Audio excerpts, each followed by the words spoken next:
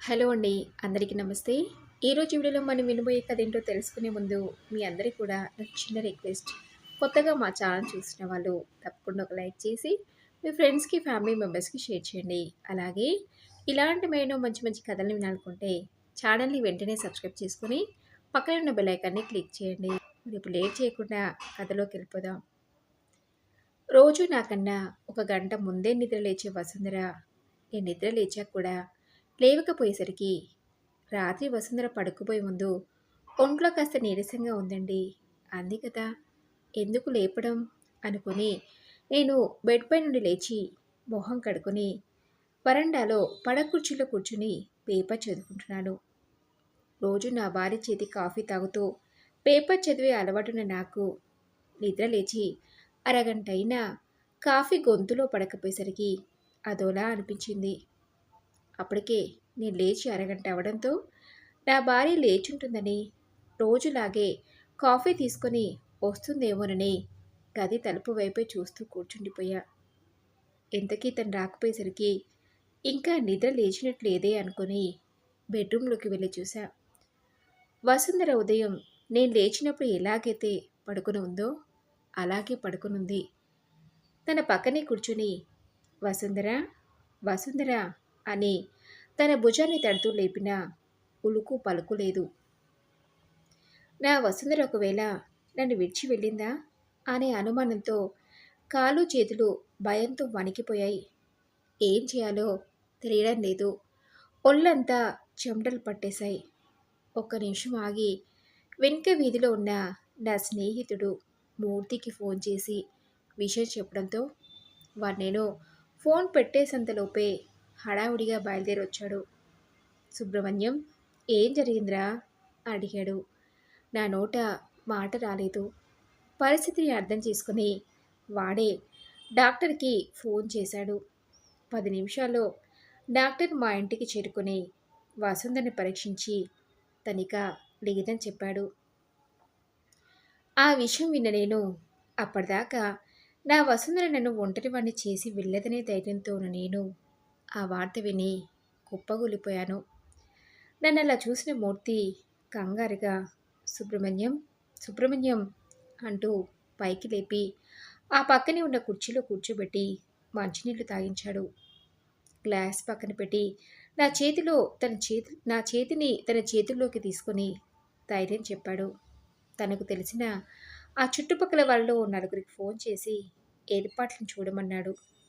సమయానికి మూర్తి భార్య కూడా ఊళ్ళో లేకపోవడంతో తన ఇంట్లో పనిచేసే పనమ్మాయికి ఫోన్ చేసి వెంటనే రమ్మని పిలిచాడు. వసుంధర మరణవార్త విని ఒక్కొక్కరుగా వచ్చి నన్ను పరామర్శిస్తున్నారు. నేలపై చాప వేసి వసుంధరని పడుకోబెట్టారు. మూర్తి వాళ్ళ పని మనిషి వసుంధర తల దగ్గర దీపం వెలిగించి ఆ పక్కనే ఓ గ్లాసులో బియ్యం పోసి అగరొత్తులను వెలిగించి అందులో పెట్టింది. మూర్తి వసుంధర పక్కనే నాకు కుర్చీని వేసి కూర్చోమన్నాడు. తెలిసిన వాళ్ళు వచ్చి వసుంధరకి దండలు వేస్తున్నారు.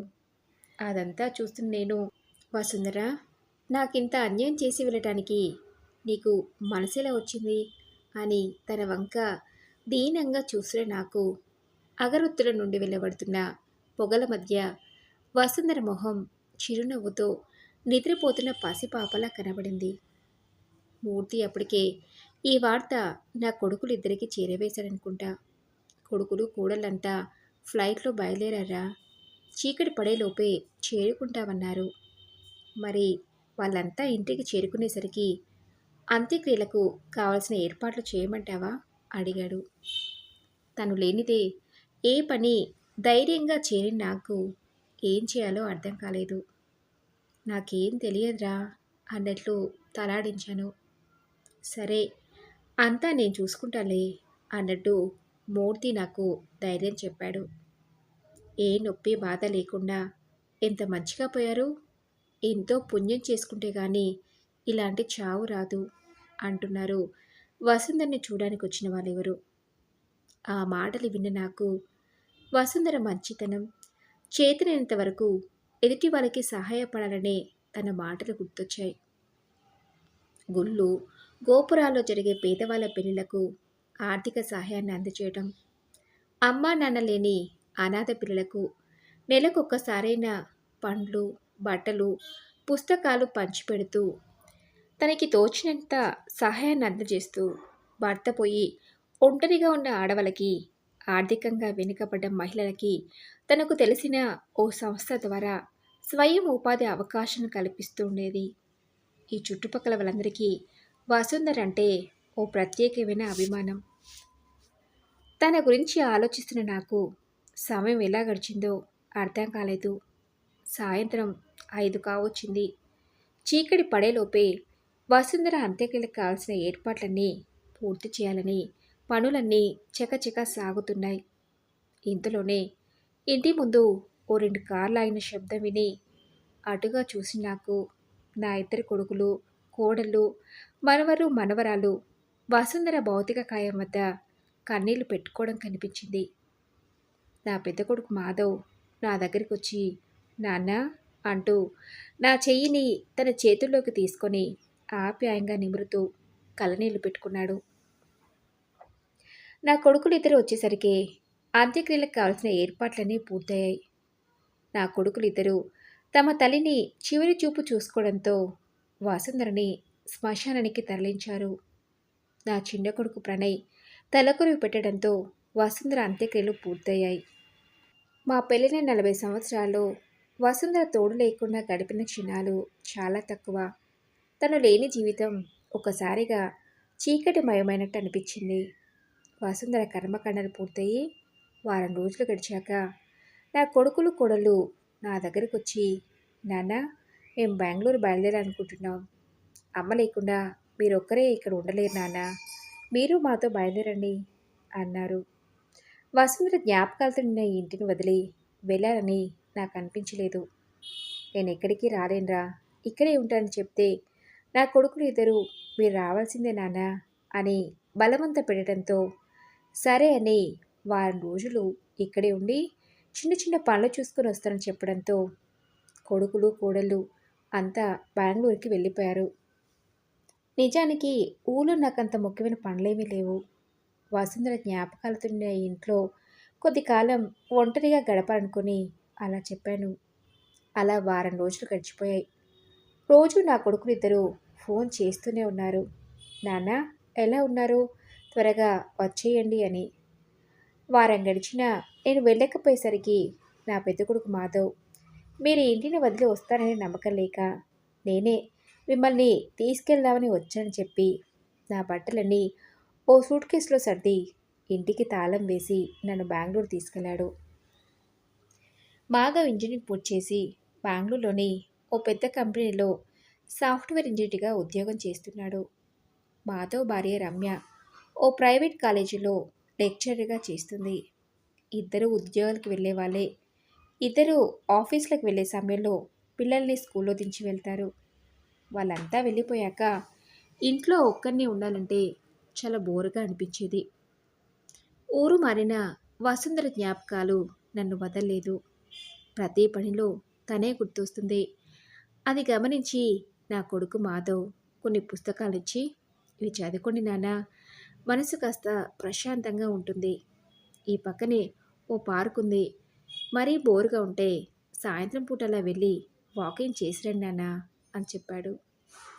అలా మొదటి వారం రోజులు అక్కడ కష్టంగా అనిపించినా నాకు నాకు నేను నా దినచర్యలో మార్పులు చేసుకోవాలని నిర్ణయించుకుని ఇక మీదట పిల్లల్ని రోజు నేనే స్కూల్కి తీసుకొస్తానని చెప్పాను. నా కొడుకు కోడలు అందుకు సరే అంటంతో అప్పటి నుండి పిల్లల్ని స్కూల్కి తీసుకెళ్ళడం, తీసుకురావడం, సాయంత్రం వాళ్ళతో కబుర్లు చెప్పడం, పిల్లల్ని రోజు సాయంత్రం కాసేపు పార్క్కి తీసుకెళ్ళి ఆడించడం, అలా చేస్తూ మెల్లమెల్లగా వసుంధర జ్ఞాపకాల నుండి నన్ను నేను దూరం చేసుకున్నాను. మాధవ్ పిల్లలిద్దరూ తాతయ్య తాతయ్య అంటూ స్కూల్ నుండి వచ్చాక ఎక్కువ సమయం నాతోనే గడిపేవారు. అలా కొంతకాలానికి మరో కొత్త జీవితానికి అలవాటు పడి నేను బెంగళూరులోనే ఓ కంపెనీకి టీమ్ లీడర్గా పనిచేస్తున్న నా చిన్న కొడుకు ప్రణయ్ కొన్ని రోజులు మా ఇంట్లో ఉండటానికి రమ్మని పిలవడంతో సరే అని అక్కడికి వెళ్ళాను. ప్రణయ్ భార్య శ్రావణి ఇంట్లోనే ఉంటుంది. వాళ్ళకొక్కడే బాబు. ఉదయం ప్రణయ్ ఆఫీస్‌కి, బాబు స్కూల్‌కి వెళ్తే ఇక ఇంట్లో ఉండేది మేమిద్దరమే. శ్రావణి ఏదో మొక్కుబడిగా మాట్లాడడం తప్ప మావయ్య గారు అని ఆప్యాయంగా పిలిచేది కాదు. టీ, టిఫిన్ ఏదైనా సరే టేబుల్ మీద పెట్టి తినండి అని తన గదిలోకి వెళ్ళిపోతుంది. నా పెద్ద కొడుకు ఇంట్లో ఉన్నంత స్వేచ్ఛగా చిన్న కొడుకు ఇంట్లో ఉండలేకపోయా.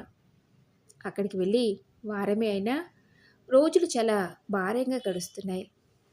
ప్రణయ్ ఉదయం ఆఫీస్కి వెళ్ళి రాత్రి ఎప్పటికో కానీ ఇంటికి వచ్చేది కాదు. వాడికి నాతో మాట్లాడే సమయం దొరికేది కాదు.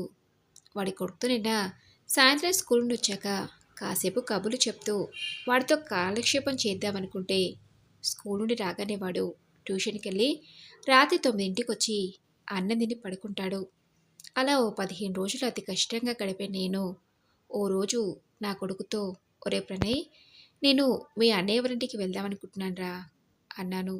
అందుకు వాడు, అదేంటి నాన్న, మీరు వచ్చి 2 రోజులైనా కాలేదు, అప్పుడే వెళ్తానంటారేంటి?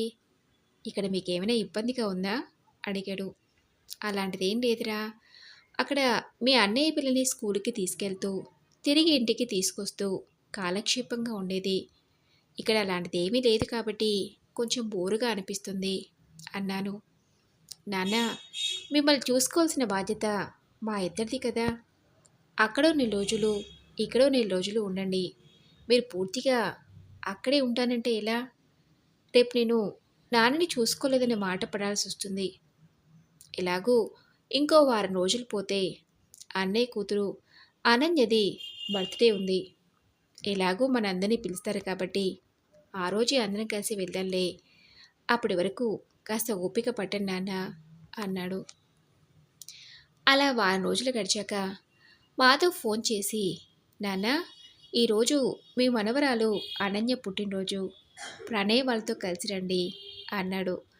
సరే అని ప్రణయ్ సాయంత్రం ఆఫీస్ నుండి త్వరగా రావడంతో అంతా కలిసి కారులో బయలుదేరి వెళ్ళాం. దగ్గరి బంధువులు, మాధవ్ కొలీగ్స్ అంతా రావడంతో బర్త్డే పార్టీ బాగా జరిగింది. పార్టీ అయ్యాక ఇక్కడ వాళ్ళు అక్కడికి వెళ్ళిపోయారు. అనన్య బర్త్డేకి వచ్చిన గిఫ్టులని గదిలో పెట్టడానికి వెళ్ళిన నాకు, నా కోడలిద్దరూ ఏదో మాట్లాడుకోవడం వినిపించి గది బయటే నిల్చుండిపోయా.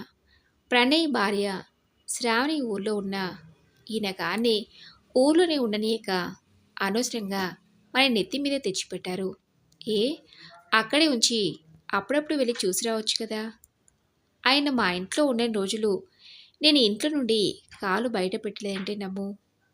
ఆయన రాకముందు ఫ్రెండ్స్, షాపింగ్ అంటూ హాయిగా బయటికెళ్ళి తిరిగేదాన్ని. ఇంట్లో ఒక్కరిని వదిలేస్తే మీ మరిది ఏమంటాడో ఏమోననే భయంతో ఎక్కడికి వెళ్ళలేదు. ఏదో 4 రోజులంటే భరించాను, కానీ ఇక మీదట భరించటం నా వల్ల కాదు. మీ నాన్న మన ఇంట్లో ఉంటే నేను మా పుట్టింటికి వెళ్తానని చెప్తా అంది శ్రావణి. అందుకు మాధవ్ భార్య రమ్య, అదేంటి శ్రావణి, 4 రోజులకే అలా అంటున్నావు? మేమిద్దరం ఉద్యోగాలకి వెళ్ళే వాళ్ళమని మావయ్య గారిని పూర్తిగా మీ ఇంట్లోనే ఉంచేద్దాం అనుకుంటుంటే నువ్వేమో ఇలా అంటున్నావేంటి అడిగింది. అందుకు శ్రావణి, నేను ఉద్యోగం చేయట్లేదని నాకు ఏ పని పాట లేదనుకుంటున్నావా? నా పనులు నాకుంటాయి, అదంతా ఏం కుదరదు. అయినా ఆయనకేమైందని, గుండ్రాయిలా బాగానే ఉన్నాడు కదా. ఇంకొన్ని రోజులు ఊళ్ళోనే ఉంటే ఏం పోయింది, కొడుకులు రమ్మనగానే వచ్చేయాలా అని వాళ్ళిద్దరూ మాట్లాడుకుంటున్న మాటలు విని తట్టుకోలేకపోయా. చప్పుడు కాకుండా అక్కడి నుండి వెనక్కు తిరిగి నా చేతిలో ఉన్న గిఫ్టులు ఓ పక్కన పెట్టేసి నా గదిలోకి వెళ్ళిపోయాను. ఆ రాత్రంతా బాగా ఆలోచించాను ఏం చేయాలా అని. నా కొడుకులకు నేను భారంగా కాకూడదనుకున్నాను. మాధవ్ ఇంట్లో ఉన్నది కొన్ని రోజులే అయినా వాడి పిల్లలు, అక్కడి వాతావరణం, రోజువారీ నేను కల్పించుకున్న పనులు నాకు కొత్త జీవితాన్ని ఇచ్చినట్టు అనిపించాయి. నన్ను ఓ ఇబ్బందిగా అనుకుంటున్న కోడలికి భారంగా ఉండాలనిపించలేదు. ఈ విషయం నా కొడుకులకు చెప్పలేను.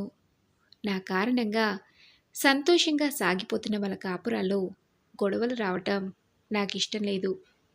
తిరిగి ఊరికి వెళ్ళాలని నిర్ణయించుకుని మాతో ప్రణయ్లకు నేను తిరిగి మన ఊరెళ్దాం అనుకుంటున్నానురా అని చెప్పాను. అక్కడ నువ్వు ఒక్కడివే ఉండలేవనే కదా నాన్న నిన్నిక్కడికి రమ్మంది అన్నాడు మాధవ్. నిజమేరా, మీరంతా ఆఫీస్‌లకి వెళ్తే ఇంట్లో నేనొక్కడినే ఉండలేకపోతున్నాను. మన ఊర్లో ఏదన్నా కోచింగ్ సెంటర్ స్టార్ట్ చేయాలనుకుంటున్నాను చెప్పాను. కోచింగ్ సెంటరా? ఈ వయసులో ఇవన్నీ ఎందుకు? హాయిగా కాలక్షేపం చేయక అన్నారు. ఊరికే కాలక్షేపం చేసి విలువైన సమయాన్ని వృధా చేసుకోవడం ఎందుకు? నా ఒంట్లో ఓపిక ఉంది.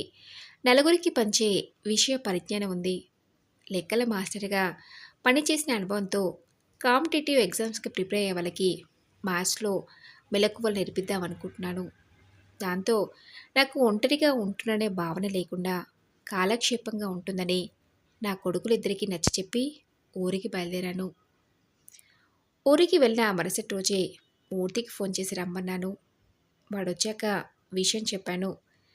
వాడు రిటైర్డ్ అయ్యాక ఖాళీగానే ఉంటున్నా కాబట్టి నా వంతు సహాయం చేస్తానని చెప్పాడు. బయట ఎక్కడో ఎందుకు అని ఇంట్లోనే అందుకు కావాల్సిన ఏర్పాటు చేపించి చిన్నగా ఓ కోచింగ్ సెంటర్ ప్రారంభించాను. అక్కడక్కడ చిన్న చిన్న ఫ్లెక్సీలు పెట్టించడంతో తక్కువ టైంలోనే విషయం తెలిసి 30 మంది దాకా జాయిన్ అయ్యారు.